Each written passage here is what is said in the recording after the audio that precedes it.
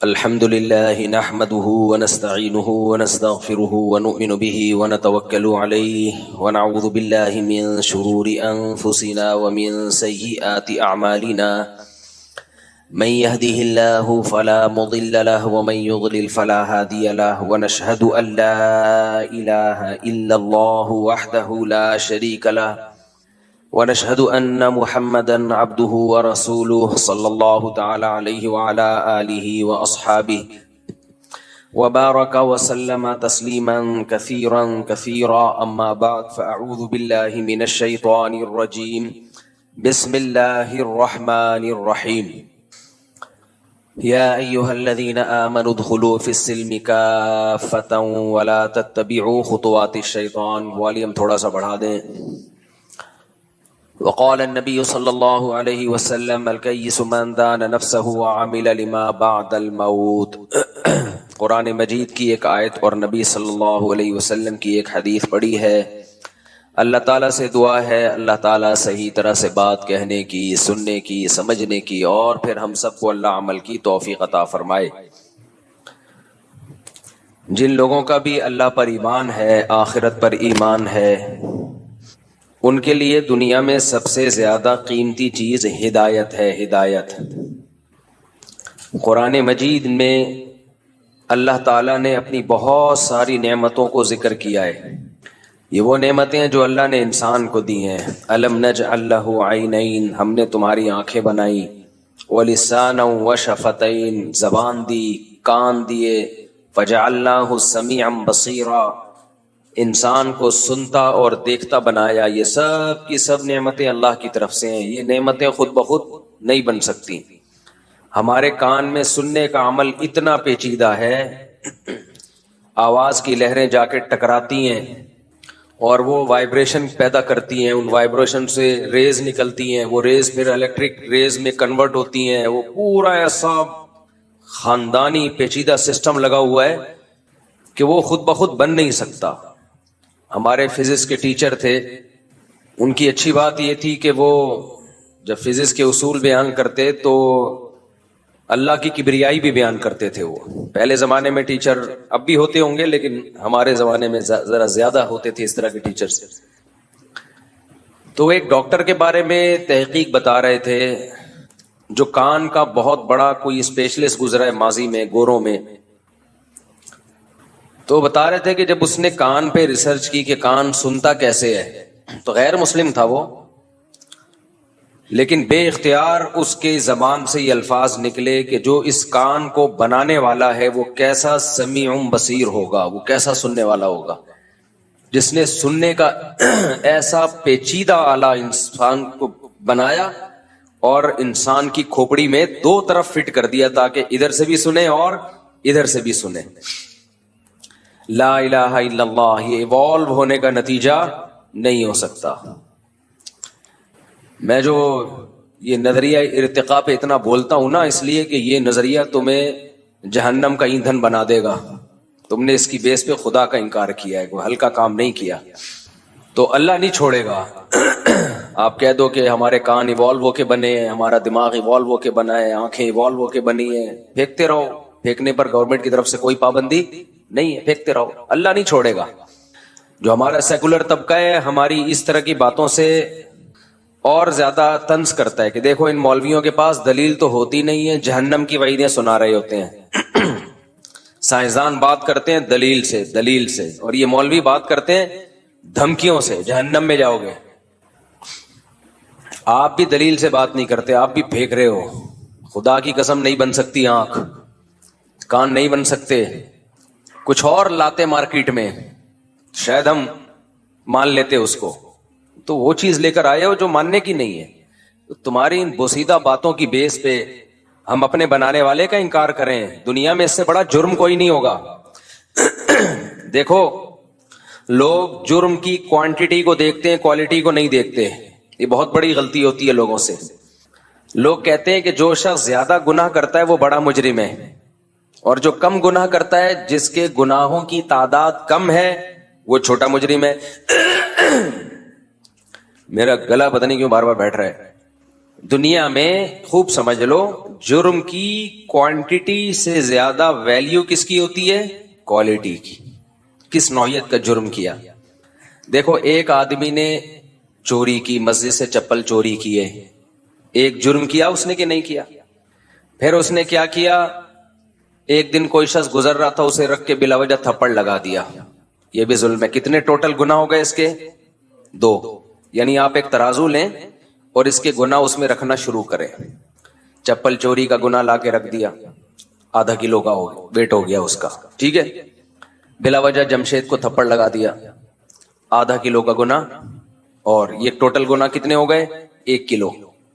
پھر کہیں کسی کی غیبت کی، ہلکی پھلکی، زیادہ بڑی غیبت نہیں، اس کو موٹا کہہ دیا، اس کو پتلا کہہ دیا، اس طرح کی غیبت. غیبت کے بھی درجات ہوتے ہیں، کسی کو زانی کہہ دیا، یہ بہت بڑی غیبت ہے. لیکن ہلکی پھلکی غیبت، ابے موٹا ہے توند دیکھ اس کی، یہ ½ کلو کا گناہ اور ہو گیا. ٹوٹل کتنے ہو گئے؟ 1.5 کلو. 3 گناہ. اس طرح اور بھی چھوٹے چھوٹے گناہ لائیں تو یہ ٹوٹل 10 کلو کے ہو گئے. اب 20 گناہ ہو گئے، لیکن ویٹ کتنا بن رہا ہے؟ 10 کلو. گناہوں کی تعداد ہے ٹوٹل 20. لوگ اس کو زیادہ برا سمجھیں گے، کتنا گناہ گار ہے، دیکھو اس کو گالی دی تھی، اس کو برا بلا کہا تھا، وہاں سے چپل چوری کی تھی. لیکن ایک دوسرا شخص ہے جس کی زندگی گناہوں سے بالکل پاک، نہ کبھی کسی کی غیبت کی اس نے، نہ کبھی مسجد سے چپل چوری کی ہے اس نے، نہ کبھی کسی کو تھپڑ مارا. ایک دن اٹھا اور اس نے جمشید کو قتل کر دیا. یہ گناہ کتنے ہیں؟ 1. اب ترازو کے پلڑے میں آپ یہ ایک گناہ لا کے رکھیں، آپ کا کیا خیال ہے؟ اس کا ویٹ 10 کلو ہوگا؟ 10,000 کلو ہوگا اس کا ویٹ. گناہ ایک ہے، لیکن یہ ایسا گناہ ہے کہ دنیا میں بھی اس کی سزا پھانسی کا پھندا، دنیا میں بھی اس کی سزا پھانسی کا پھندا ہے، اور آخرت میں اس کی سزا تو بہت ہی خطرناک. اعمال میں، بدعمالیوں میں سب سے بڑی سزا جو اللہ نے کسی گناہ پہ سنائی ہے وہ قتل ہے. جتنی سخت سزا اللہ نے قتل پہ سنائی ہے نا، قیامت کے دن قاتل کو جو سزا ملے گی، اتنی بڑی سزا مشرک کے علاوہ کسی کو نہیں ملے گی. تو شرک ہے وہ تو عقیدے سے اس کا تعلق ہے. اعمال میں قتل سے بڑی سزا اسلام میں کوئی بھی نہیں ہے. خوب سمجھ لو، قتل سے بڑی سزا بھی نہیں ہے، کسی کو واجب القتل قرار دینے سے بڑی سزا بھی نہیں ہے، کیونکہ آپ اس کے قتل کو حلال کر رہے ہو. یہ بھی آج کل پھر میں اس پہ بات کروں گا سوال جواب کے سیشن میں، کہ بات بات پہ فلاں واجب القتل، فلاں واجب القتل. تو سب سے زیادہ اسلام میں کسی چیز کی اگر کوئی ویلیو ہے نا تو انسانی جان ہے. انسانی جان. میدان جنگ میں بھی لڑائی ہو رہی ہے، ایک شخص نے کلمہ پڑھا، صحابی نے سوچا کہ یہ تو موت کے ڈر سے پڑھ لیا ہے اور قتل کر دیا. آپ صلی اللہ علیہ وسلم کس قدر غضبناک ہوئے. ان صحابی نے کہا یا رسول اللہ، انہوں نے تو موت کے ڈر سے کلمہ پڑھا تھا نا، ابھی میدان جنگ میں آمنے سامنے کھڑے ہوئے. تو آپ نے فرمایا ہلا شققت قلبہ، تم نے اس کے دل کو چیر کے دیکھا تھا؟ تو قتل نفس یا واجب القتل ہمارے ہاں سب سے ہلکی اور سستی چیز بن چکی ہے، اور مذہب کا لیبل لگا کے. تو خیر، تو آپ نے کیا کیا؟ ترازو کے دوسرے پلڑے میں لا کے رکھا قتل نفس. گناہ کتنے ہیں؟ 1. کوانٹٹی نہیں ہے، کوئی 10 20 15 40 گناہ نہیں ہے، بلکہ کوالٹی وائز یہ سب سے بھاری ہے، یہ بہت بھاری گناہ ہے. ایک گناہ ساری زندگی کی ساری نیکیوں کو چٹ کر جانے کے لیے کافی ہے. ہم سے غلطی یہ ہو رہی ہے کہ آج بھی ہم لوگوں کو ناپنے کے لیے یہ دیکھ رہے ہوتے ہیں اس کے اعمال میں کتنے گناہ ہیں، کتنی غلطیاں کرتا ہے، یہ کتنی مسٹیکس کرتا ہے. یہ نہیں دیکھتے کہ کس نوعیت کی مسٹیک کر رہا ہے، کس نوعیت کی غلطی کر رہا ہے. تبھی اسلام کا انسانیت کو جانچنے کا پیمانہ الگ ہے، اور عام لوگوں کا انسانیت کو جانچنے کا پیمانہ الگ ہے. ہر ایک کے پیمانے الگ الگ ہیں. آج کل جو سیکولر لبرل لوگ ہیں وہ انسانوں کو کیسے جانچتے ہیں کہ یہ اچھے ہیں یا برے؟ کیسے جانچتے ہیں؟ نماز سے جانچتے ہیں کہ نماز پڑھتے ہیں کہ نہیں پڑھتے؟ بتاؤ. منہ سے بولا یار، ان سے اس سے کیا ہے؟ کہتے ہیں انسان اچھا ہونا چاہیے، بے شک نماز نہ پڑھے. اصل تو انسان ہے. اصل کیا ہے؟ انسان ہے. اصل تو انسان ہونا چاہیے. اچھا بھائی، اصل انسان کا کیا مطلب ہے؟ اصل انسان یہ ہے کہ اصل انسان ہونا چاہیے. 2-3 چیزیں ہی رہ گئی ہیں بس. کسی کا دل نہ دکھائے, کسی کو منع نہ کرے, اور لوگوں کے ساتھ تعاون کرے. کبھی کوئی ضرورت پڑ جائے تو اچھا سلوک کرے لوگوں کے ساتھ. بس یہ ہے, ٹوٹل ختم. انسانیت یہاں پہ کیا ہو گئی؟ اینڈ. کافر کا یہ کرائٹیریا ہے. آج ایک غیر مسلم عیسائی ہے, غیر کسی اور ملک میں رہتا ہے, وہ مسلمانوں پہ بہت برس رہا تھا. کہہ رہا تھا بتاؤ دنیا میں سب سے زیادہ گالیاں دینے والے لوگ کون سے ہیں؟ کمنٹس میں بتائیے. نیچے لوگوں نے لکھا مسلمز. بتاؤ دنیا میں سب سے زیادہ لڑاکا کون ہے؟ نیچے لوگوں نے لکھا مسلمز. اچھا وہ خود عیسائی تھا. میں نہیں کہہ رہا سارے عیسائی ایسے ہوتے ہیں, یہاں جو عیسائی رہتے ہیں تو بہت اچھے طریقے سے رہتے ہیں, لیکن ہر طرح کے لوگ ہر جگہ ہوتے ہیں. تو کہہ رہے بتاؤ سب سے بڑے دہشت گرد کون ہیں؟ نیچے لکھا ہوا تھا مسلم. تو پھر اس نے عیسائیت کی تبلیغ شروع کر دی کہ دیکھو مسیحی میں کتنا یعنی کتنا برداشت ہے وغیرہ وغیرہ. تو کسی نے نیچے کمنٹس کیے ہوئے تھے بتاؤ ایک خدا کو 3 کہنے والے کتنے ہیں؟ کون ہیں؟ صحیح ہے, خدا ایک ہے, اس کو 3 منانے والے کون ہیں؟ اب جواب دو نا. یعنی وہ جو کمنٹس میں تھا اس کا کہنا تھا جواب دو, اب نیچے لکھو. ظاہر ہے کرسچینٹی ہے, ایک خدا کو 3 بنا دیا اور کہہ دیا کہ اللہ نے عیسیٰ ابن مریم کو اپنا بیٹا بنایا ہے, معاذ اللہ. تو اسی عقیدے کو ایکسپلین نہیں کر سکے. مقصد کسی مذہب کا مذاق اڑانا نہیں ہے, لیکن ظاہر ہے جو شخص یہ کام کرے گا تو پھر اس کو جواب تو ملے گا نا. چند مسلم اسکالرز جو شدت پسند ہیں, جو میجورٹی ان کی مخالفت کرتی ہے, وہ چند شدت پسندوں کا جرم پوری مسلم کمیونٹی پہ ڈال دیا. تو یہ ظلم ہے یا نہیں ہے؟ اگر مسلمان شدت پسند ہوتے تو پاکستان میں ہندو اتنے مزے سے رہتے جتنے مزے سے رہتے ہیں بھائی. اگر مسلم شدت پسند ہوتے تو مسیحی لوگ اتنے مزے سے زندگی گزارتے ہیں یہاں جیسے گزارتے ہیں.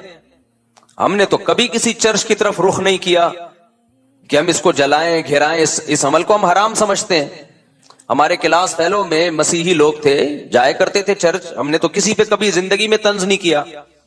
تو اب چند لوگوں کی بات کو پورے مذہب پہ ڈال دینا کتنا بڑا ظلم اور زیادتی ہے یہ. تو میرا مقصد یہ تھا اس طرح کا جب بھی کوئی طنز کیا کرے نا تو علمی دلائل نہیں دیے جاتے ایسے لوگوں کو, ان سے الٹا سوال پوچھا جاتا ہے. الٹا سوال پوچھا جاتا ہے کہ ہم اگر جیسے بھی ہیں اتنے برے نہیں ہیں کہ خدا کو ہی 3 بنا دیں. یہ زیادہ بڑا جرم ہے. شرک سے بڑا جرم اس کائنات میں کوئی ہو نہیں سکتا. خدا ایک ہی ہے اور حقیقی معنوں میں ایک ہے, اس کے ساتھ کوئی شریک نہیں ہے. سربراہ ایک ہی ہوتا ہے, سربراہ ایک ہوتا ہے. دیکھو ایک عورت شوہر کی نافرمان ہے, خدمت نہیں کرتی. شوہر کہتا ہے بیگم آج موڈ خراب ہے ذرا چائے بنا دو, نہیں بنا رہی. بیگم کپڑے استری کر دو, خود اٹھ کے کر لو, کبھی خود بھی کر لیا کرو, نہیں کر رہی, وغیرہ وغیرہ. گزارا ہو جاتا ہے ایسی عورت کے ساتھ. لوگ کر رہے ہوتے ہیں چل یار خود ہی کر لو, یعنی لوگ کہہ رہے ہوتے ہیں کہ چلو خود ہی کر لو. تو لیکن اگر بیوی یہ کہنا شروع کر دے شوہر کا نام جمشید ہو, میں نے ستار بھائی کی جان چھوڑ دی ہے, غفار اور ستار کا پیچھا, سلیم کو بھی معاف کر دیا, اب جمشید آ گیا مارکیٹ میں, نیا نام آنا چاہیے نا. ہاں جمشید. اب بیگم نافرمانی کرتی ہے, جمشید برداشت کر رہا ہے. برداشت کرتے ہیں خاندانی لوگ, یہ چھوٹی موٹی چیزیں برداشت کرتے ہیں گھر چلانے کے لیے, بچوں کی خاطر. لیکن ایک دن بیگم نے بول دیا کہ جمشید تم ہو, تم میرے شوہر ہو, تم میرے ہسبینڈ ہو, لیکن سلیم بھی کچھ ہے, کچھ اس میں بھی وہ بھی کچھ شوہر والا مادہ اس میں پایا جاتا ہے. جو حقوق میں تمہیں دے رہی ہوں اس میں سے کچھ چھڑکاؤ میں, پورے حقوق نہیں دوں گی, کچھ چھڑکاؤ میں سلیم پہ بھی کروں گی. آپ کو آ گیا غصہ, بھائی شوہر تو ایک ہی ہوتا ہے. تو کہ میں کب کہہ رہی ہوں کہ آپ 2 ہیں, آپ ایک ہی ہیں, شوہر ایک ہی ہے. لیکن اس لحاظ سے دیکھا جائے ایک دوسرے اینگل سے تو سلیم بھی کچھ شوہر لگتا ہے. کہ بھائی شوہر ایک ہوتا ہے, تو میں کب کہہ رہی ہوں کہ 2 ہیں. میں شوہر میں توحید کی قائل ہوں, ہسبینڈ صرف ایک. تو پھر اس کا نام کیوں لے رہی ہو بار بار سلیم کا؟ اس کو کچھ بھی رائٹس شوہر والے ہسبینڈ والے کیوں دے رہی ہو؟ کیا تم اس کو بھی ہسبینڈ مانتی ہو؟ نہیں, میں اس کو ہسبینڈ نہیں مانتی. تو پھر اس کو بیچ میں کیوں گھسیڑ رہی ہو؟ کیا لگتا ہے سلیم تو کیا شوہر یہ جو منطق ہے یہ مان لے گا کہ ہوں تو ایک ہی، لیکن اس لحاظ سے دیکھا جائے تو وہ بھی ہے الہ، معبود صرف ایک اللہ. عیسیٰ ابن مریم، سیدہ مریم کا اس الوہیت میں اللہ کے ساتھ کوئی شرکت نہیں ہے. عیسیٰ علیہ السلام اللہ کے بیٹے، نہ اللہ نے ان کو جنا ہے، اور لم یتخذ ولدا، نہ اللہ نے ان کو اولاد ٹھہرایا ہے. عیسائی یہ کہتے ہیں ٹھیک ہے اللہ نے جنا نہیں ہے عیسیٰ ابن مریم کو، لیکن اپنا بیٹا بنا لیا ہے. بیٹا بنانے کے لیے جنس کا ہونا ضروری ہے، اسی جنس کا ہوتا ہے تو اس کو بیٹا بنایا جاتا ہے. مجھے ایک بات بتاؤ، آپ کبھی کسی انسان کے علاوہ کسی مخلوق کو بیٹا بناؤ گے؟ آپ اسی مخلوق کو بیٹا بناؤ گے جو آپ کی جنس میں سے ہو. لے پالک بچہ لے لو گے آپ، کسی پڑوسی کا بچہ لے لیا، اپنے بھائی کا بچہ لے کے اپنا بیٹا ٹھہرا لیا اس کو آپ نے. یہ نہیں ہو سکتا کہ آپ نے کوئی اور چیز جو مخلوق ہی الگ ہی مخلوق ہے اس کو بیٹا بنا لیا. لوگ کہیں گے، مثال کے طور پر کوئی بلی گھر میں تھی آپ کے، آپ نے اس کو بیٹی بنا لیا، نہیں بن سکتی وہ. ہاں یہ کہیں گے بھائی محبت سے آپ اس کو کیا کہہ رہے ہیں؟ بیٹی کہہ رہے ہیں. اول تو بلی کو یا کسی اور مخلوق کو اتنی محبت کوئی دیتا نہیں، لیکن چلو دے دیا آپ نے. محبت میں تو کسی کو بھی کچھ بھی کہا جا سکتا ہے. اپنے سے بڑی عمر کے آدمی کو بھی کیا کہا جا سکتا ہے؟ بیٹا، حالانکہ وہ بیٹا ہو ہی نہیں سکتا. بھائی آپ کی عمر تھی 40 سال، ایک بچہ آیا، بچہ نہیں بڑا آدمی آیا 41 سال کا، آپ اس کو اور بیٹا کیا حال ہے؟ وہ تیش میں آ گیا کہ میں تیرا بیٹا کہاں سے ہو گیا، میں پہلے پیدا ہوا ہوں اور تو بعد میں. تو آپ کیا کہو گے؟ میں پیار سے بیٹا کہہ رہا ہوں، حقیقت میں میرا بیٹا مراد نہیں ہے. تو اگر اس سینس میں عیسیٰ ابن مریم کو بیٹا کہا جاتا ہے کہ اللہ نے بیٹا ٹھہرا لیا محبت کی، تو پھر ہر محبوب کو کہنا چاہیے نا، پھر تو ہر محبوب کو کہنا چاہیے مجازن. لیکن عیسائی کہتے ہیں نہیں، حضرت نوح علیہ السلام بھی اللہ کے چہیتے، آدم علیہ السلام بھی اللہ کے چہیتے، ابراہیم علیہ السلام بھی اللہ کے چہیتے، مگر کہتے ہیں نہیں، بیٹا کس کو ٹھہرایا؟ عیسیٰ ابن مریم کو. تو اس کا مطلب آپ بیٹے سے وہ محبوب یا مجازن بیٹا مراد نہیں لے رہے، آپ حقیقی بیٹا بنا رہے ہو. اور جب حقیقی بیٹا کسی کو کہا جاتا ہے تو حقیقی بیٹا وہ ہوتا ہے جس کو آپ نے جنا ہو. پھر کہتے ہیں کہ نہیں جنا بھی نہیں ہے. بھائی سیدھا کیوں نہیں کہہ دیتے معبود صرف ایک ہے، لیس کمثلہ شیء، اس جیسا کوئی دوسرا نہیں ہے. کیونکہ بیٹے کے لیے آپ کی جنس کا ہونا ضروری ہے. انسان کو بیٹا بناتا ہے، کسی اور مخلوق کو بیٹا، فرشتے کو بیٹا نہیں بنا سکتا. تو اسی طرح اللہ اگر بیٹا بنائے گا معاذ اللہ نقل کفر نباشت، تو وہ اللہ ہی ہوگا، اللہ جیسا ہوگا کوئی. جبکہ عیسیٰ ابن مریم نہ اللہ جیسے. آپ کہتے ہیں وہ اللہ جیسے تھے، تو پھر یہی تو شرک ہے کہ آپ نے اللہ جیسا کسی کو ٹھہرا لیا. اللہ کہتے ہیں میرے جیسا صرف میں ہوں. اور کمال یہ کہ اللہ جیسا ٹھہرا کے پھر عیسیٰ ابن مریم کو پکارتے بھی ہیں. پکارنا کس کا حق ہے؟ بولو اللہ کا. دیکھو کچھ رائٹس ایسے ہوتے ہیں، کچھ معاملات ایسے ہوتے ہیں جو کسی خاص شخصیت کے ساتھ خاص ہوتے ہیں، وہ حقوق آپ کسی اور کو نہیں دے سکتے، وہ کسی اور کو نہیں دے سکتے. آپ اگر کسی اور کو دو گے تو یہ شرک ہو جائے گا، پھر یہ شرک ہو جائے گا. جیسے یہ عاشقین ہوتے ہیں نا، عاشقین یہ کہتے ہیں محبت میں شرک نہیں ہوتا. عاشق اپنی معشوقہ سے کیا کہتا ہے؟ معشوقہ کہتی ہے تمہارے موبائل میں تو جمشید کے نام سے ہم نے سرچ کیا تو پتا چلا وہ جمشیدہ نکلی. تو یہ جواب میں کیا کہتا ہے؟ میں محبت میں شرک برداشت نہیں کرتا، صرف تم ہو میری، کہتا ہے نا. تو کیا مطلب اسے اپنی ماں سے محبت نہیں ہے؟ ماں سے بھی تو محبت ہے، باپ سے بھی تو محبت ہے، لیکن اپنی محبوبہ کو کیا کہہ رہے ہیں؟ محبت میں شرکت نہیں کرتا. کیا مطلب؟ محبوبہ یا بیوی سے جس قسم کی محبت کی جاتی ہے وہ والی محبت ماں اور باپ سے نہیں کی جاتی. ماں اور باپ سے جس قسم کی محبت کی جاتی ہے وہ والی محبت محبوبہ یا اولاد سے بولو نہیں کی جا سکتی. تو اس سے پتہ چلتا ہے کہ ہر محبت دوسرے سے ڈفرنٹ قسم کی ہوتی ہے. تو جس محبت میں شرک کی اجازت ہے وہاں کر سکتے ہو، جس محبت میں شرک کی اجازت نہیں ہے وہاں نہیں کر سکتے. عورت کو اسلام نے، غیرت نے اور فطرت نے اجازت نہیں دی کہ جمشید کو جب آپ نے اپنا ہسبینڈ بنا لیا تو یہ ہسبینڈ والی محبت آپ سلیم یا غفار کو دیں، اجازت دی ہے؟ یا دنیا کا کوئی قانون اجازت دیتا ہے اس کو؟ اب میں مثالوں سے بات سمجھاتا ہوں تاکہ میرا دعویٰ سمجھ میں آئے، اور دعا کرو یہ مائک ٹھیک ہو جائے. یہ جو نیٹ پہ جا رہا ہوتا ہے نا، ان کو نہیں پتا چل رہا ہوتا کہ مائک خراب ہے، کیونکہ وہ تو ریکارڈنگ سے ہو رہا ہے نا. یہاں مجھے پتا چل رہا ہوتا ہے کبھی آواز ایک دم آ رہی ہے، کبھی مارکیٹ سے شارٹ ہو رہی ہے. تو اب مجھے ایک بات بتاؤ، ایک عورت اپنے ہسبینڈ سے محبت کرتی ہے اور کہتی ہے میں صرف تم سے محبت کرتی ہوں، کوئی دوسرا شخص بیچ میں کھڑا ہوا ہے، وہ کہہ رہا ہے کیا مطلب اپنے باپ سے نہیں کرتی، اپنے بیٹوں سے محبت نہیں کرتی؟ تو وہ کیا کہے گی؟ تو پاگل ہے، تو سمجھتا نہیں ہے بات کو، سمجھتا نہیں ہے بات کو، نکل پڑتا ہے رات کو. بھائی ہسبینڈ سے جب یہ کہا جاتا ہے مجھے صرف تم سے محبت ہے، تو مطلب جو ہسبینڈ والی محبت ہے وہ صرف تم سے ہے. باپ والی محبت، اولاد والی محبت کی یہاں بات ہی نہیں ہو رہی ہے. اب ہسبینڈ والی محبت کیا ہے بھائی؟ جو آپس کا ریلیشن ہے میاں بیوی کا، وہ صرف ہسبینڈ کے ساتھ ہو سکتا ہے. عشق معاشقہ صرف ہسبینڈ کے ساتھ ہو سکتا ہے، کسی اور کے ساتھ نہیں ہو سکتا. تو اسی طرح خوب اچھی طرح سمجھ لو، معبود سے بھی خاص قسم کی محبت کی جاتی ہے. وہ محبت میں آپ معبود یعنی اللہ کے ساتھ کسی کو شریک نہیں کر سکتے، اس میں اللہ کے ساتھ کسی کو شریک نہیں. وہ کون سی محبت ہے؟ وہ اس محبت کی بنا یہ ہے کہ اللہ وہ ذات ہے جو علی کل شیء قدیر، اور علم اس کا کامل. اللہ کا علم بھی کامل ہے اور وہ سب کچھ کر سکتا ہے، ہمارے نفع اور نقصان کا مالک ہے وہ.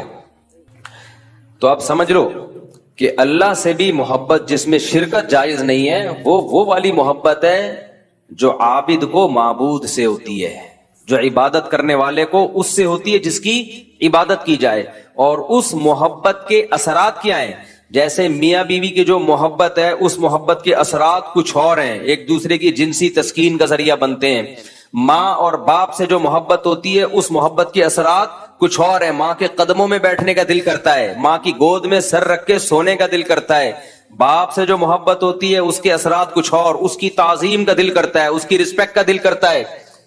تو ہر ایک کی محبت الگ ہوتی ہے. اپنے بچوں پہ جو محبت ہوتی ہے اس محبت کے اثرات کچھ اور ہوتے ہیں. ان کو پیار کرنے کا دل کرتا ہے، ان کو کھلونے دے کے بہلانے کا دل کرتا ہے، ان کے سامنے شکلیں بگاڑ کے ان کو ہنسانے کا دل کرتا ہے، ان کے کہہ کے سننے کا دل کرتا ہے، ان کے لیے پراپرٹی جائیدادیں بنانے کا دل کرتا ہے، ان کے مستقبل کا سوچنے کا دل کرتا ہے.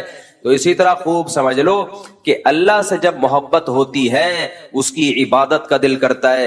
اور عبادت کا جزو اعظم ہے دعا. اللہ کرے یہ بات اچھی طرح سمجھ میں آ جائے. اس کو پکارنے کا دل کرتا ہے کہ مصیبت میں کس کو پکارا جائے گا؟ اس اللہ کو، کسی اور کو نہیں پکاروں گا. اعتماد صرف کس پہ کروں گا؟ اس اللہ پہ. یہاں پھر وہ لوگ مشرکین بولتے ہیں کہ اللہ کے علاوہ نہیں تم پکارتے، پولیس کو نہیں پکارتے ہیلپ لائن میں ہیں؟ بھائی تم جب سمندر میں ڈوب رہے ہوتے ہو تو ہیلی کاپٹر وہ ریسکیو ٹیم کو نہیں پکارتے؟ بھائی یہاں پکار کا مطلب وہ پکار جو اسباب سے ہٹ کرو. ہمارے معبود کو، اللہ کے پاس یہ طاقت ہے کہ جب سارے اسباب فیل ہو جائیں تو وہ ان ناکامی کے نقشوں میں کامیابی پیدا کر سکتا ہے. اور ناکامی کا کوئی سبب بھی نہ ہو، کامیابی کے نقشوں میں ناکامی پیدا کر سکتا ہے. وہ کچھ کرنے کے لیے کسی سبب اور لاجک کا محتاج نہیں ہے. جو اپنی قدرت سے کان بنا سکتا ہے، کتنی پیچیدہ مشین کھوپڑی میں لگا دی اس نے، اور کیسے ایک پانی کے قطرے میں جس کو منی کہا جاتا ہے ایسے سافٹ ویئر ڈال دیے کہ وہ ماں کے پیٹ میں رحم میں جب وہ جاتا ہے قطرہ، اسی میں آنکھ، اسی میں کان، اسی میں ناک، اسی میں دل، اسی میں دماغ، اسی میں لیور، یہ ساری چیزیں فٹ فاٹ بن کے 9 مہینے میں بچہ آیا مارکیٹ میں. اور جیسے ہی مارکیٹ میں آیا فوراً مارکیٹ میں اس دودھ بھی اویلیبل ہے اس کے لیے ماں کی چھاتیوں میں. اتنا تو دنیا کی کوئی گورنمنٹ بیدار نہیں ہوتی. اس سے پتہ چلتا ہے علی کل شیء قدیر. پہلی دفعہ اس نے کلمہ کن کی طاقت سے کائنات کو بنایا، اس کے بعد اسباب میں جکڑ دیا اس نے. اب ایک اسباب کے تحت کائنات چل رہی ہے. پہلی مرتبہ کچھ بھی نہیں تھا، کن بولا اور سب کچھ ہو گیا. بغیر باپ کے عیسیٰ ابن مریم کو پیدا کیا، بغیر ماں اور بغیر باپ کے آدم کو پیدا کیا. تبھی تو سائنسدان پریشان ہے، اللہ کی قدرت کا انکار کرنے کے لیے بندر کے کھاتے میں ڈال دیا اس کو، یہ بندر سے پیدا ہوئے. پھر ان سے پوچھو بندر کس سے پیدا ہوا؟ وہ فلاں سے پیدا ہوا. وہ کس سے پیدا ہوا؟ وہ فلاں سے پیدا ہوا. پھر ہوتے ہوتے ہوتے وہ ایک سیل کی طرف آتے ہیں. یہ کیسے پیدا ہوا؟ یہاں کے گاڑی پنچر. یہ کیسے پیدا ہوا؟ پنچر. چلو یہ اس کے بھی کوئی لاجک بنا لو, یہ ایسے پیدا ہوا. تو یہ بھی تو کسی چیز سے بنا ہے. وہ کس سے پیدا ہوئی؟ کائنات کی پہلی اکائی کیا ہے؟ یہاں کے سارے ملحد پنچر ہو جاتے ہیں, کسی کے پاس کوئی جواب نہیں ہے.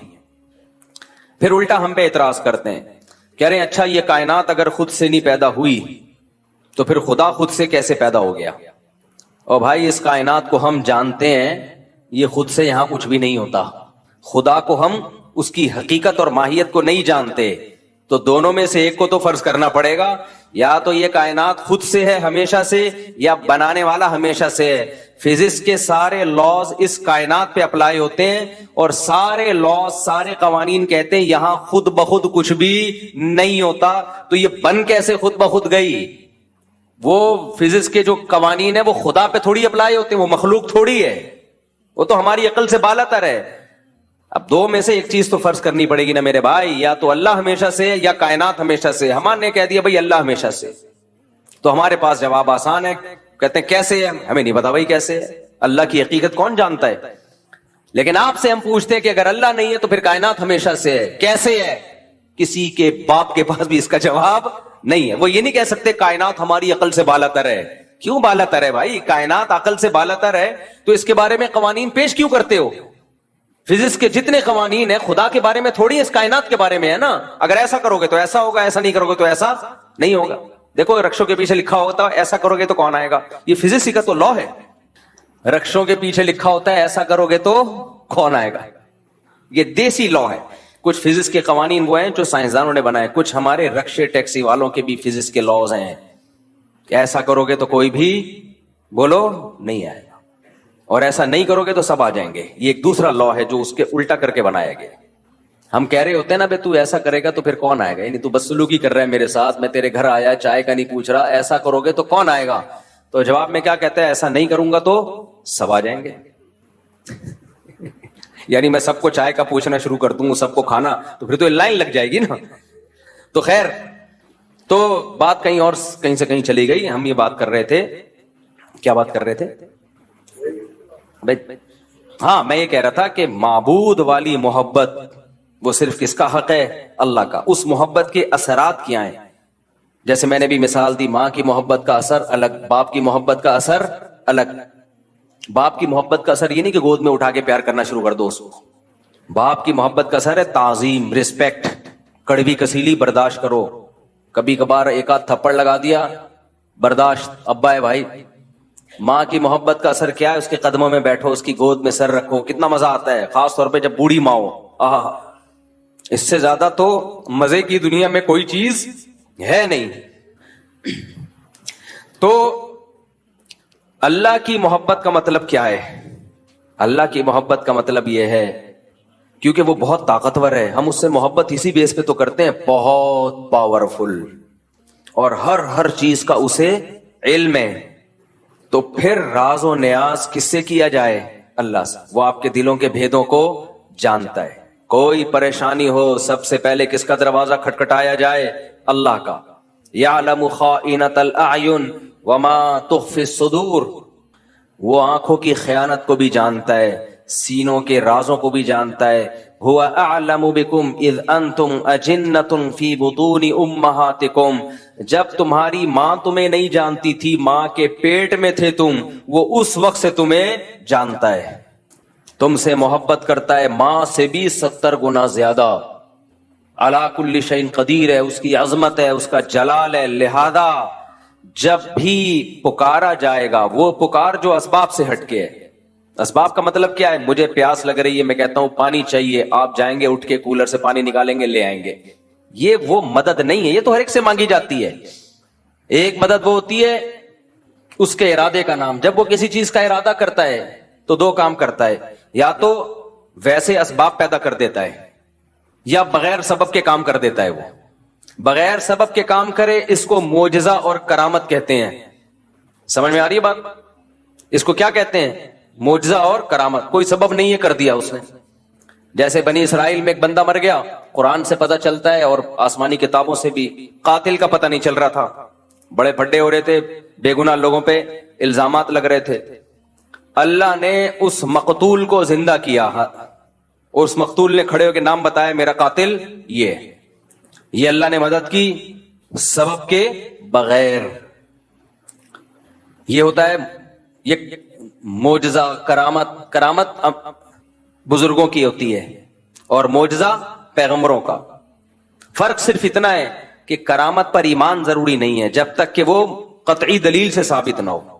اگر قطعی دلیل کے بغیر ہے تو اگر آپ کو بیان کرنے والے پر اعتماد ہے تو مان لیں، بیان کرنے والے کے بارے میں آپ کا خیال ہے پھینک رہا ہے لمبی لمبی تو نہیں مانے۔ لیکن معجزے کا انکار نہیں کر سکتے آپ۔ لیکن قرآن میں کچھ کرامتیں ایسی ہیں کہ ہیں وہ کرامت لیکن ماننی پڑیں گی، کیونکہ بیان کون کر رہا ہے؟ قرآن بیان کر رہا ہے۔ اسی طرح بیان کرنے والا قابل اعتماد ہے، آپ کو پتا ہے یہ جھوٹ نہیں بولے گا، پھر بھی آپ انکار کر رہے ہو تو یہ کرامت کا انکار نہیں ہے، پھر خدا کی قدرت کا انکار ہے۔ میں نے شہیدوں کے خون کی خوشبو خدا کی قسم اپنی ناک سے سونگھی ہے۔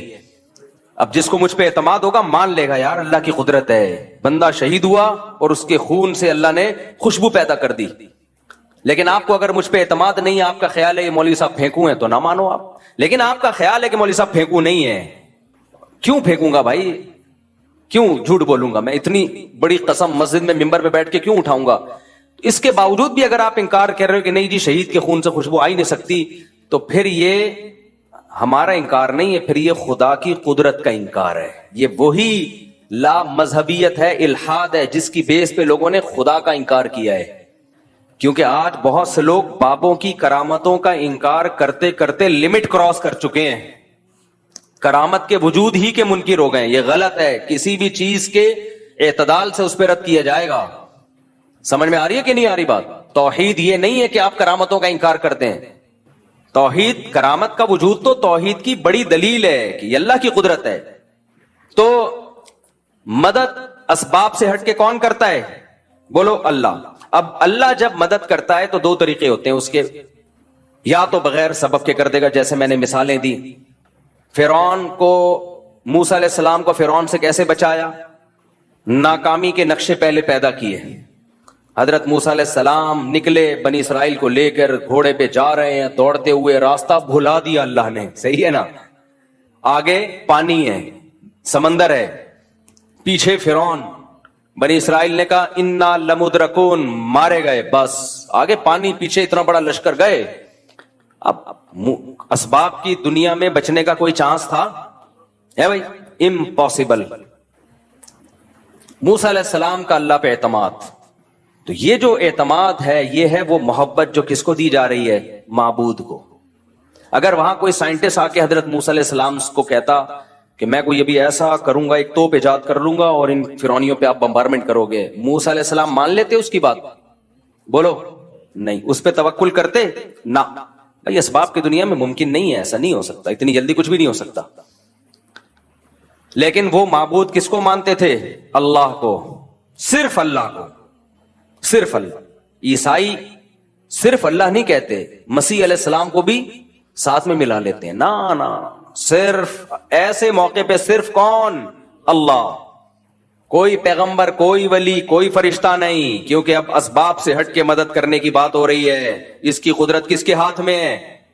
اللہ کے ہاتھ میں۔ یہ محبت اور یہ تعلق اللہ کے علاوہ کسی اور کو دیا، آپ 100 دفعہ کہو کہ میں صرف ایک اللہ کو مانتا ہوں، اللہ کہے گا تم ایک اللہ کو نہیں مانتے، تم صرف زبان سے بولتے ہو، حقیقت میں تم نہیں مانتے، جھوٹ بولتے ہو تم۔ آپ کہہ رہے ہو مسیح سے بھی دعائیں مانگی جائیں، مریم سے بھی دعائیں مانگی جائیں علیہم السلام، اور پھر کہو ہم ایک خدا کو مانتے ہیں، تو آپ کے کہنے سے اللہ نہیں مان لے گا اس بات کو۔ اللہ کہے گا میں نہیں مانتا، میں اس کو مانوں گا کہ یہ ایک خدا کو مانتے ہیں جو مصیبتوں میں صرف کس سے مانگے گا؟ صرف اس اللہ سے مانگے گا۔ تو موسیٰ علیہ السلام نے اس موقع پہ کیا کہا؟ ان معی ربی، میرے ساتھ کون ہے؟ اللہ۔ کیا مطلب؟ وہ مدد کرنا چاہے گا تو کر دے گا۔ حضرت موسیٰ کے علم میں بھی نہیں تھا کہ کیسے کرے گا، کیونکہ اب تک تو حضرت موسیٰ نے لاٹھی کو سانپ بنتے ہوئے دیکھا تھا نا، تو یہ لاٹھی سانپ بن کے کتنے فرعونیوں کو کھا لیتی بھائی؟ کیا خیال ہے؟ پیچھے سے سینکڑوں ہزاروں کا لشکر آ رہا ہو اور آپ کے ہاتھ میں ایک اژدہا ہو, وہ اژدہا کچھ کر لے گا؟ کچھ بھی نہیں کر پائے گا. کتنوں کو کھائے گا وہ؟ بلکہ آنے والا سب سے پہلے اژدہا پہ وار کرے گا کہ پہلے اس کو قتل کرو. تو اللہ مدد کرتا ہے بعض دفعہ بغیر سبب کے, کہتا ہے چلو بھائی. اللہ نے پھر موسیٰ علیہ السلام کو وحی کی کہ یہ لاٹھی کو آپ پانی پہ ماریے. حضرت موسیٰ نے لاٹھی پانی پہ ماری اور فَكَانَ كُلُّ فِرْقٍ كَالطَّوْدِ الْعَظِيمِ, وہ جو پانی تھا 2 پارٹ میں ڈیوائیڈ ہو کے پہاڑوں کی طرح کھڑا ہو گیا, سارا جمع ہو گیا ایک طرف. اس سے بھی پتا چلتا ہے کہ معجزہ ہو یا کرامت ہو, اس میں ولی یا پیغمبر کے ارادے کا دخل نہیں ہوتا. بہت سے لوگ کہتے ہیں جب موسیٰ علیہ السلام لاٹھی کو سانپ بنا سکتے ہیں, سمندر کے 2 ٹکڑے کر سکتے ہیں, تو ہمارے نبی مشکل کشا کیوں نہیں ہو سکتے؟ بھائی نہ موسیٰ علیہ السلام مشکل کشا, نہ سید الانبیاء مشکل کشا. مشکل کشا صرف ایک اللہ کی ذات ہے جس کے پاس اختیارات ہیں. حضرت موسیٰ کے پاس اگر سمندر کو توڑنے کا اختیار ہوتا تو خود سے کر لیتے نا یہ کام. وہ تو اللہ نے کہا کہ اے موسیٰ آپ لاٹھی کو پانی پہ ماریے. حضرت موسیٰ کو نہیں پتا کیا ہونے والا ہے, آپ کو جو حکم دیا جا رہا ہے آپ اس پہ عمل کریں. اب یہاں ایک سوال پیدا ہوتا ہے کہ لاٹھی کو پانی پہ مارنے کی کوئی سائنٹیفک لاجک ہے؟ کبھی دنیا میں ایسا ہوا کہ لاٹھی کو پانی پہ ماریں تو پانی ٹھہر جائے؟ ہل جاتا ہے اور زیادہ. تو سوال پیدا ہوتا ہے کہ اللہ ڈائریکٹ کیوں نہیں اللہ نے کر دیا؟ موسیٰ علیہ السلام نے اللہ سے کہا کہ اللہ ہماری مدد کر, اللہ نے کہا ٹھیک ہے, اور پانی کو روک دیا اللہ نے. کیا خیال ہے بھائی؟ روک دیتے اللہ تعالیٰ کلمہ کن کی طاقت سے, چلو بھائی نکل جاؤ. موسیٰ کو کیوں کہا جا رہا ہے علیہ السلام کو کہ لاٹھی مارے پانی پہ؟ کیوں؟ اللہ تعالیٰ کے کاموں میں نا ایک حکمت نہیں ہوتی, ایک کام میں 20 حکمتیں حاصل ہوتی ہیں. موسیٰ کلیم اللہ کی لاٹھی پانی پہ اس لیے مروائی جا رہی ہے کہ لوگوں کے دلوں میں موسیٰ کی فضیلت بھی بیٹھے کہ اللہ یہ کام خود بھی کر سکتا تھا لیکن اپنے کلیم کی لاٹھی سے یہ کام لے رہا ہے, یہ بتانے کے لیے کہ اس سے میرا جو تعلق ہے, وہ موسیٰ کلیم اللہ سے جو مجھے محبت ہے, وہ تم میں کسی اور سے وہ محبت نہیں ہے. اس کی لاٹھی سے میں سمندر کے 2 حصے میں ٹکڑے کروں گا. تو جیسے اللہ پیغمبر کی فضیلت کو بیان کرنے کے لیے کام خود کرتا ہے, لاٹھی اور ہاتھ پیغمبروں کا استعمال کرتا ہے, ایسے ہی بعض ولی اللہ ہوتے ہیں جن کی فضیلت کو بیان کرنے کے لیے کام اللہ کرتا ہے, ہاتھ کس کا استعمال ہوتا ہے؟ بزرگ کا. تاکہ لوگوں کو پتا چلے کہ سارے بابے 2 نمبر نہیں ہوتے, کچھ بابے 1 نمبر بھی ہوتے ہیں. بعض لوگوں نے بابوں کا انکار کرتے کرتے خود بابے بن گئے اور باقی سارے بابوں کی نفی کر دی. یہ غلو ہے. سمجھتے ہو؟ جب نہیں پڑھو گے رات کو تو کیسے سمجھو گے بات؟ دیکھو سلیمان علیہ السلام نے کہا کہ ایکم یاتینی بعرشھا قبل ان یاتونی مسلمین. اپنے دربار میں کہا ملکہ سبا اپنے کنٹری سے آ رہی ہے, اس کے آنے سے پہلے کون ہے جو اس کا تخت اٹھا کے لے آئے گا؟ ایک جننے کا میں لے آؤں گا, اتنی ٹائم لگے گا اس میں. ایسا نہیں ہوگا گیا, تھوڑا ٹائم لگتا ہے آنے میں اور جانے میں. ایک بزرگ تھے جن کے پاس انجیل کا زبور کا علم تھا, انہوں نے کہا انا آتیک بہ قبل ان یرتد الیک طرفک. اے پیغمبر آپ کی پلک جھپکنے سے پہلے میں وہ تخت حاضر کروں گا. یہ کہا اور تخت حاضر. تو یہ کیا تھا؟ معجزہ تھا یا کرامت تھی؟ کرامت, کیونکہ غیر نبی کے ہاتھ پہ. اور ہر ولی کی کرامت پیغمبر کا معجزہ ہوتا ہے, پیغمبر کا معجزہ, کیونکہ وہ ولی کے ہاتھ پہ کرامت اسی لیے ظاہر ہوتی ہے کہ وہ اس پیغمبر پر ایمان لاتے ہیں. اگر ایمان نہ لاتے تو وہ کرامت ظاہر نہیں ہوتی. تو یہ پیغمبر کی فضیلت ہے. اب یہ لوگ کہتے ہیں سلیمان علیہ السلام کے ہاتھ پہ تو کرامت ظاہر ہوئی نہیں, بزرگ کے ہاتھ پہ ہو گئی. یا آج کل لوگ کہتے ہیں نا, ہم جب بزرگوں کی کرامتیں بیان کرتے ہیں, یہ کرامت یہ کریں, صحابہ کے ہاتھ پہ تو ہوئی نہیں, تم لوگ کے بزرگوں کے ہاتھ پہ ہو گئی. یہ ممکن ہے کہ ایک کی فضیلت زیادہ ہو, اس کے ہاتھ پہ کرامت ظاہر نہ ہو, اور ایک کی فضیلت کم ہو, اس کے ہاتھ پہ کرامت ظاہر ہو جائے. یہ ممکن ہے. سلیمان علیہ السلام کا مقام زیادہ تھا, وہ تخت نہیں لے کر آئے. بزرگ کا مقام کم تھا, انہوں نے سیکنڈوں میں تخت حاضر کر دیا. اب جو شرک ذہنیت والے لوگ ہیں وہ کہیں گے دیکھو اللہ نے بزرگوں کو بھی اختیارات دے رکھے ہیں, सेकंड में तख्त यहां से वहां उठा के ले आए। इसीलिए हम दाता दरबार पे जाते हैं कि वो सेकंडों में हमल ठहरवा दें। मियां बीवी में हमल नहीं ठहर रहा, दवाएं खा खा के पागल हो गए, तो वहां जाएंगे तो हमल ठहर जाएगा। सही है ना, एक दफा जाएंगे हमल ठहर जाएगा। उनको ही पास ये इख्तियारात हैं। हम जाएंगे तो हमारे आने वाली मुसीबतों को वो दूर कर देंगे। जब उनको कहा जाता है ये तो शिर्क है, तो कहते हैं फिर सुलेमान इस्लाम के दौर के बुजुर्ग ने ये जब किया शिर्क, वो भी तो शिर्क था। तो जवाब क्या है भाई, वो बुजुर्ग ने नहीं किया, वो किसने किया है? अल्लाह ने किया है। वो अल्लाह ने किया है। अल्लाह ने उस बुजुर्ग के दिल में इल्हाम कर दिया था मैं ये काम करने वाला हूं और इसके लिए मैंने आपकी सिलेक्शन की है, कबूल है? उन्होंने कहा हाँ हो गया। अगर उन बुजुर्ग के पास ये इख्तियारात होते तो वो तो तख्त ही दाएं बाएं करते रहते बैठ के। क्या ख्याल है? आज अगर कोई बुजुर्ग हो जिसके पास ये इख्तियार हो, वहां से वो अमेरिका के सदर का तख्त उठा के यहां ले आए, उसकी अब तख्त का दौर गया, अब कुर्सियां आ गई हैं कि जी अमेरिका के सदर की कुर्सी चाहिए मुझे ताकि मैं बैठ के उस पर सदर अमेरिका बन जाऊं। ठक कुर्सी आई। तो वो साहब क्या करते, ये जो लोडिंग का जितना काम है इनका सारा बिजनेस ठप। क्या ख्याल है भाई? हमें फर्नीचर चाहिए घर में जी, बेटी की शादी है, जहेज के लिए लालू खेत गए या तारिक रोड गए लोडिंग के लिए, यार उस बुजुर्ग को फोन मिला, ये बेड किसी से नहीं उठ रहा है, ठक बेड दुल्हन के कमरे में, बल्कि दुल्हन ही उठवा के ले आओ। रुखसती की जरूरत क्या है? गाड़ी जाएगी, पौ पौ पौ वो बाजे बजेंगे, फिर जूता छुपाई और 20 किस्म के खर्चे हैं। बुजुर्ग को राब्ता किया, हजरत दुल्हन का वेट काफी ज्यादा है और गाड़ी अभी फौरन मिल नहीं रही है और अब्बा रुखसती करने में ताखीर बहुत कर रहे हैं उसके अब्बा। ऐसे भी अब्बा होते हैं मार्केट में। बुजुर्ग क्या करते, भाई मेरे इतने रेट हैं और मैं सदका करूंगा क्योंकि मैं बुजुर्ग हूं, वो खाऊंगा नहीं, मैं मुख्तलिफ इलाकों में ताउन करूंगा, इतने पैसे दे। ठक दुल्हन कहां? आपके बेड पे। तो अगर ये दाता बुजुर्गों के पास ये इख्तियारात आ जाए ना तो इस कायनात का निजाम तबाह बर्बाद हो जाए।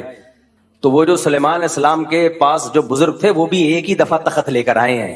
ऐसा नहीं है कि बार बार तख्त दाएं से बाएं करते रहे बैठ के। वो तो अल्लाह ने दिल में डाल दिया कि मैं एक दफा आपके हाथ पे ये करामत जाहिर करना चाहता हूं। तो करामत इसी तरह ही होती है, इख्तियारात नहीं आ जाते किसी के पास कि जब करें जैसे करें वो फौरन होना शुरू हो जाए, ये नहीं होता।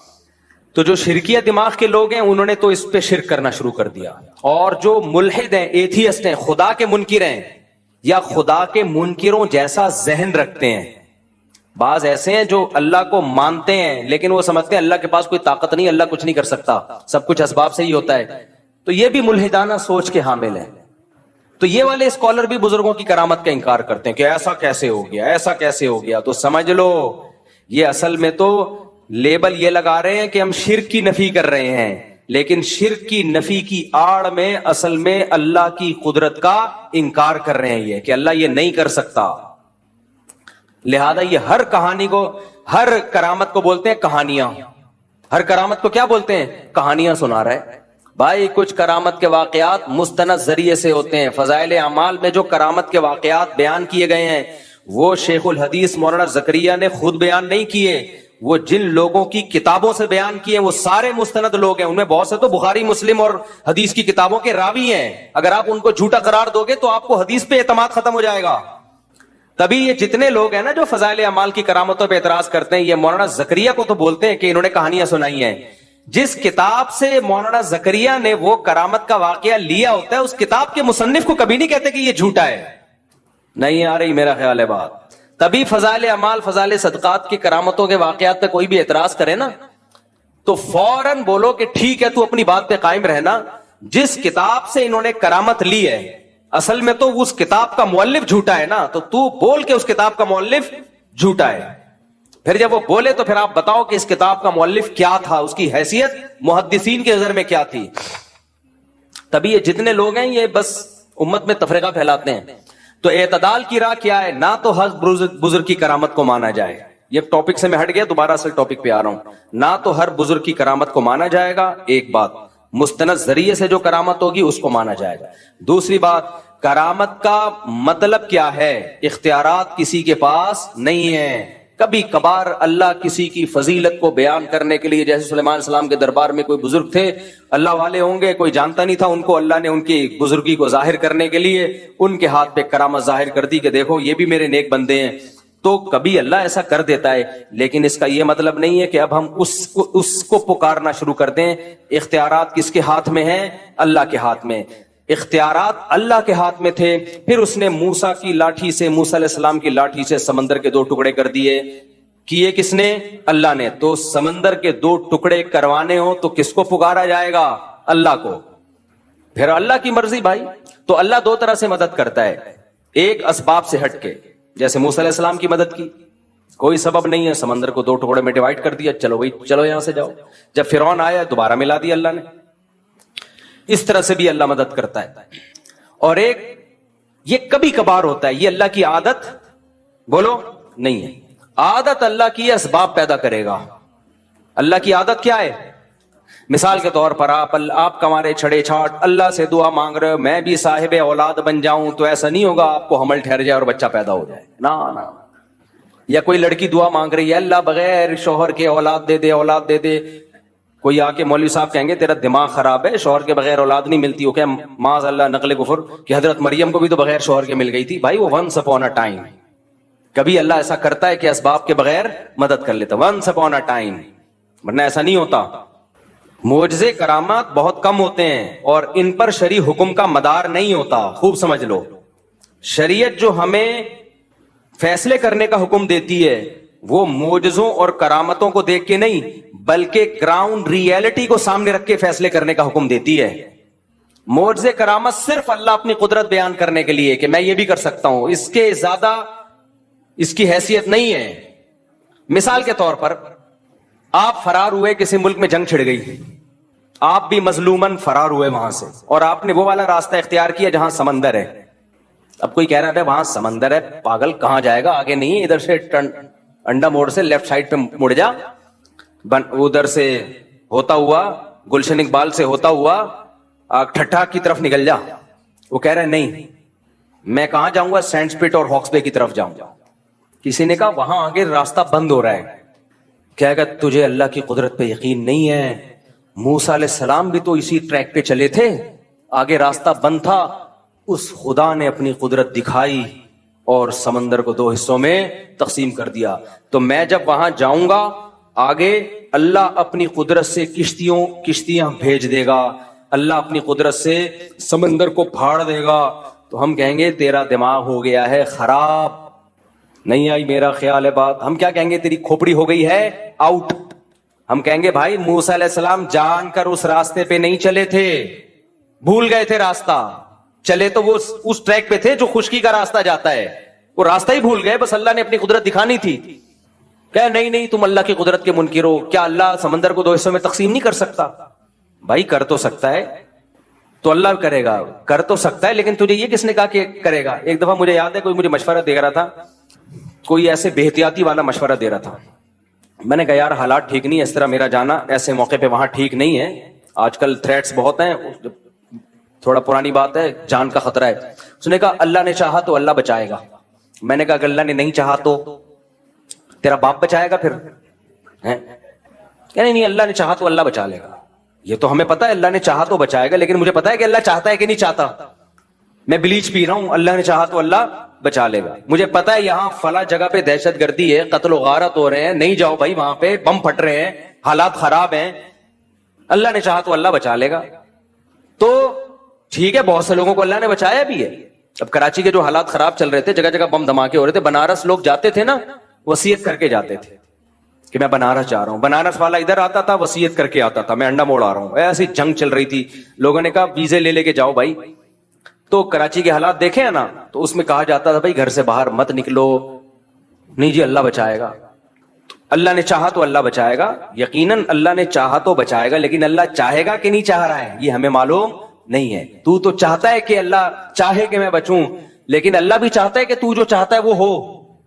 تو اس لیے معجزوں اور کرامتوں پر فیصلے نہیں کر سکتے آپ۔ اس کی ایک اور مثال، جب ایک شرعی حکم لوگوں کو بیان کیا جاتا ہے کہ بغاوت کے لیے یا جہاد کے لیے ضروری ہے کہ آپ کے پاس پراپر تیاری ہو، دشمن سے لڑنے کی طاقت ہو، اس طاقت کے بغیر آپ کو نہ جنگ کرنے کی اجازت ہے نہ مسلح بغاوت کی اجازت ہے۔ جب تک آپ کے پاس پاور نہیں ہے، سامنے ٹینک ہیں آپ کے پاس، اس کے مقابلے میں نہ ٹینک ہے نہ جہاز ہے, کچھ بھی نہیں ہے, تو آپ کیسے بغاوت کرو گے؟ لوگ کہتے ہیں بدر میں کیسے ہو گیا؟ 313 نے 1000 سے مقابلہ کیا اور خالد ابن ولید نے 60 سے 60,000 کا حصار توڑا. بھائی بدر میں 313 کا جو 1000 سے مقابلہ تھا وہ نبی کے ارادے سے نہیں تھا, وہ تو کسی اور ارادے سے نکلے تھے. تو مشرکین نے اچانک 1000 کا لشکر لے کے آ گئے, تو وہ تو اس کے علاوہ کوئی راستہ ہی نہیں تھا.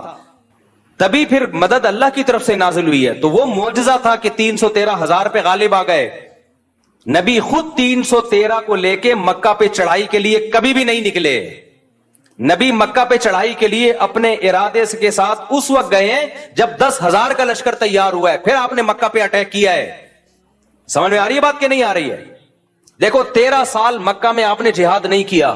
کچھ لوگ کہتے ہیں ایمان نہیں بنا تھا. نا اس وقت کا جو ایمان تھا وہ بعد میں اس لیول کا ایمان تو کبھی بن ہی نہیں سکتا, کیونکہ قرآن کہہ رہے جو ہجرت سے پہلے ایمان لے آئے نا ان کا ایمان سب سے تگڑا ہے. بلال حبشی کا ایمان رضی اللہ عنہ, ابو بکر کا ایمان, عمر بن خطاب کا ایمان, سیدنا علی کا ایمان, سیدنا عثمان کا ایمان, سیدنا عبداللہ بن مسعود کا ایمان. یہ وہ لوگ تھے جب اسلام انتہائی کمزور تھا, ایسے پاورفل ایمان والے لوگ تھے یہ. اس وقت منافق کا تصور ہی نہیں تھا, لیکن آپ نے جہاد کیا اس 13 سال میں. بولو صبر صبر صبر صبر کی تلقین. اتنا ظلم ہوا ہے. خباب ابن ارت رضی اللہ تعالیٰ عنہ نبی کے پاس آئے کہ مجھے میرا مالک جو ہے آگ کے انگاروں پہ لٹاتا ہے, اور اتنے بڑے بڑے کھڈے پڑ گئے تھے کمر میں. یا رسول اللہ الا تستنصر لنا, آپ اللہ سے ہمارے لیے مدد کی دعا کیوں نہیں کرتے؟ تو خباب ابن ارت یہ بھی تو کہہ سکتے تھے یا رسول اللہ آپ تلوار اٹھائیں ہم جہاد کرتے ہیں, یا نبی کہتے تلوار اٹھاؤ ہم کیا کرتے ہیں جہاد. نہیں کیا. آپ نے فرمایا صبر کرو, ایک دن آنے والا ہے کہ ایک عورت زیور سے آراستہ ہو کے صنعاء تک چلے گی, اتنا لمبا راستہ طے کرے گی, کوئی اسے خوف نہیں ہوگا. ایسا امن دنیا میں قائم ہونے والا ہے. لیکن تستعجلون, تم جلدی کر رہے ہو, تو کیوں تلوار نہیں اٹھائی؟ اس لیے کہ بہت تھوڑے تھے اور کافر بہت زیادہ پاور میں تھے. گراؤنڈ ریئلٹی اور اسباب کو سب سے زیادہ فوکس اسلام کرتا ہے. تبھی تو مسلمان دنیا میں مار کھا رہے ہیں, بیٹھے ہوئے پھینک رہے ہوں گے, بس باتیں کر رہے ہوں گے, کسی بھی چیز کا کوئی سبب اختیار نہیں کرتے, نہ صحت کا سبب, بے موقع توکل. تو نبی نے مکہ میں 13 سال صبر کیا ہے کیونکہ طاقت بولو نہیں تھی. اتنے سے لوگ نہیں لڑ سکتے بھائی, اتنوں سے. حضرت بلال کے سینے پہ پتھر رکھے جا رہے ہیں, وہ پتھر نہیں ہٹا سکتے, اور ایسی قوم کو حکم دیا جائے کہ تم ان کے خلاف کیا کرو, لڑائی شروع کر دو. وہاں اتنا کر سکتے تھے کہ جان بچا کے مکہ سے نکل جائیں. جان بچا کے کیا کریں؟ یہ نکلنا بڑا مشکل تھا, مکہ والے نکلنے نہیں دے رہے تھے. اس کے لیے آپ صلی اللہ علیہ وسلم نے پلاننگ کی ہے. جب مشرکین نے آپ کے قتل کا فیصلہ کیا تو اللہ نے وحی کی کہ اب آپ مکہ سے نکل جائیں, کیونکہ یہ آپ کو قتل کرنا چاہتے ہیں. تو اس کے لیے بھی پلاننگ کی ہے کہ مکہ اور مدینہ کا جو راستہ تھا وہ استعمال نہیں کیا گیا, کیونکہ مشرکین کو پتا تھا اسی ٹریک پہ چلے ہوں گے. نہ اپوزٹ والا راستہ جو مدینہ سے دور کر دیتا ہے, اس راستے پہ آپ چلنا شروع ہوئے. تو آپ تو معجزہ اور کرامت, آپ کے ہاتھ پہ تو معجزے ظاہر ہوتے تھے. آپ کہتے بھائی چلو نکلو یار, بچانے والا کون ہے؟ اللہ ہے بھائی. جس اللہ نے موسیٰ کو بچا لیا سمندر کے 2 ٹکڑے کر کے, وہ مجھے کیوں نہیں بچائے گا؟ چلو نکلو. نہ فرمایا یہاں سے نہیں ادھر سے جائیں گے, تاکہ کسی کو شک ہی نہ ہو, کسی کو وہم ہی نہ ہو. تو معجزے اور کرامت کے واقعات سن کے نا, یہ صرف اللہ کی قدرت پہ ایمان لانا ہے ہم نے, کہ اللہ کبھی کبھار اس طرح بھی مدد کر لیتا ہے. کرنا وہی ہے جو اسباب کہہ رہے ہیں. کتنے شوگر کے مریضوں کو دیکھا ہے رسگلے کھا رہے ہوتے ہیں, کہتے ہیں موت تو ایک دن لکھی ہوئی ہے اور اللہ ہے بچانے والا. تو میں ان سے کہتا ہوں موت لکھی ہوئی ہے, تیری بہت جلدی لکھی ہوئی ہے, کیونکہ اللہ کو پتا تھا یہ شوگر کا پیشنٹ ہے, لڈو کے ڈبے کھا جائے گا, لہذا اگلی 1 جنوری سے پہلے فرشتوں کو آرڈر ہوا ہوتا ہے کہ اس کی لکھی ہوئی ہے 31 دسمبر کے 12 بجنے سے پہلے اس کو اٹھا لینا, ڈیٹ چینج نہیں ہونی چاہیے. لکھا ہوا تو ہوتا ہے, لیکن وہ لکھا ہوا ہماری حرکتوں کے حساب سے ہی ہوتا ہے. سمجھ میں آ رہی ہے بات کہ نہیں ہے؟ موت لکھی ہوئی ہے, لیکن اس میں حرکتیں بھی لکھی ہوئی ہیں کہ یہ اتنی جلدی مر جائے گا. کیوں؟ کام سارے مرنے والے کرے گا یہ, اس لیے کیا ہو جائے گا, جلدی مرے گا. تو موت کا ایک دن یقیناً متعین ہے، لیکن اس کے اسباب بھی متعین ہیں. سمجھتے ہو کہ نہیں سمجھتے ہو؟ تبھی مسلمانوں میں آپ دیکھ لو، موٹا ہے تو موٹا ہی ہوتا چلا جا رہا ہے، پھیلتا چلا جا رہا ہے. غیر مسلم اسباب کو فوکس کر رہے ہیں، وہ صبح اٹھ کے ورزش بھی کرتے ہیں. میں تھائی لینڈ میں گیا تو فجر کی نماز کے بعد میں نے دیکھا فل مارکیٹیں کھلی ہوئی ہیں، ایسے جیسے کھچا کھچ رش ہوتا ہے بازار میں. ابھی سورج نکلا ہے اور ان کی مارکیٹیں فل. ہمارے یہاں تصور ہے 12 بجے بھی مارکیٹیں نہیں کھلی ہوتی. تو یہ قوم صحت مند رہ سکتی ہے؟